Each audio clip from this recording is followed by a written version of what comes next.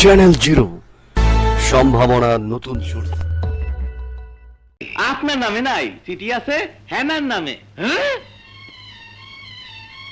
হেনার নামে চিঠি পাঠাইছে, এখন থেকে শুরু। কোন জিনিস একবার যদি হাতছাড়া হয় সেটার হাতে আসেন না। বাংলাদেশের চলচ্চিত্র ও টেলিভিশনের প্রবীণ জননন্দিত অভিনেতা চিত্রনাট্যকার এটিএম শামসুজ্জামান আর নেই। শনিবার সকাল 9:15টায় রাজধানীর সূত্রাপুরস্থ তার নিজ বাসভবনে হৃদযন্ত্রের ক্রিয়া বন্ধ হয়ে তিনি পরপারে পাড়ি জমান। ইন্না লিল্লাহি ওয়া ইন্না ইলাইহি রাজিউন। শনিবার সকালে সূত্রাপুরের বাসায় এটিএম শামসুজ্জামানের মৃত্যু হয় বলে তার ছোট ভাই সালেহ জামান জানান, শনিবার জোহরের পর জানাজা শেষে এটিএম শামসুজ্জামানকে জুরাইন কবরস্থানে তার বড় ছেলে কামরুজ্জামান কবিরের পাশে সমাহিত করা হয়। মৃত্যুকালে এক ছেলে ও এক মেয়েসহ অগণিত গুণগ্রাহী রেখে গেছেন। তার মৃত্যুতে চলচ্চিত্র অঙ্গনে শোকের ছায়া নেমে এসেছে। এটিএম শামসুজ্জামান দীর্ঘদিন ধরেই বার্ধক্যজনিত নানা জটিলতায় ভুগছিলেন। শ্বাসকষ্টের সমস্যা নিয়ে গত বুধবারও তাকে হাসপাতালে যেতে হয়েছিল। শুক্রবার বিকালে সেখান থেকে বাসায় ফিরছিলেন তিনি। সকালে পরিবারের সদস্যরা নাস্তার জন্য ডাকতে গিয়ে বুঝতে পারেন তার ঘুম আর ভাঙবে না।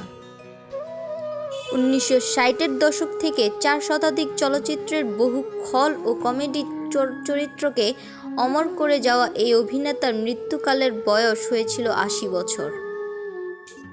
প্রসঙ্গত, 1965 সালে অভিনেতা হিসেবে চলচ্চিত্র আগমন হয় তার। 1976 সালে চলচ্চিত্রকার আমজাদ হোসেনের নয়নমণি সিনেমায় খল চরিত্রের অভিনয় করে বেশ আলোচনায় আসেন তিনি। এরপর পর্যায়ক্রমে একের পর এক ছবিতে অভিনয় করে অদ্বিতীয় একজন অভিনেতা হিসেবে দেশের চলচ্চিত্র অঙ্গনে আবির্ভূত হন গুণী এই নাট্যকার। কাজের স্বীকৃতি হিসেবে এটিএম শামসুজ্জামান চলচ্চিত্রের অবদানের জন্য 2017 সালে আজীবন সম্মাননা পান। দীর্ঘ 6 দশকের ক্যারিয়ারের অভিনয়ের জোরেই নিজের নামটিকে একটি প্রতিষ্ঠানে পরিণত করতে পেরেছিলেন এটিএম শামসুজ্জামান। তবে তিনি ছিলেন একাধারে পরিচালক, চিত্রনাট্যকার, সংলাপকার ও গল্পকার। তার লেখা চিত্রনাট্যের সংখ্যা শতাধিক। অভিনয়ের জন্য আজীবন সম্মাননার পাশাপাশি 5 বার জাতীয় চলচ্চিত্র পুরস্কার পাওয়ায় এটিএম শামসুজ্জামান 2015 সালের 21শে পদকে ভূষিত হন।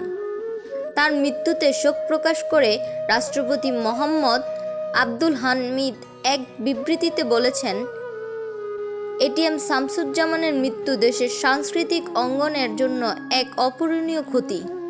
বাংলাদেশের অসাম্প্রদায়িক চেতনার বিকাশে তার অবদান মানুষ শ্রদ্ধার সাথে স্মরণ করে। আর প্রধানমন্ত্রী শেখ হাসিনা তার শোক বার্তায় বলেছেন, জনপ্রিয় এই শিল্পী তার অসাধারণ অভিনয়ের মধ্য দিয়ে দেশবাসীর হৃদয়ে বেঁচে থাকবেন।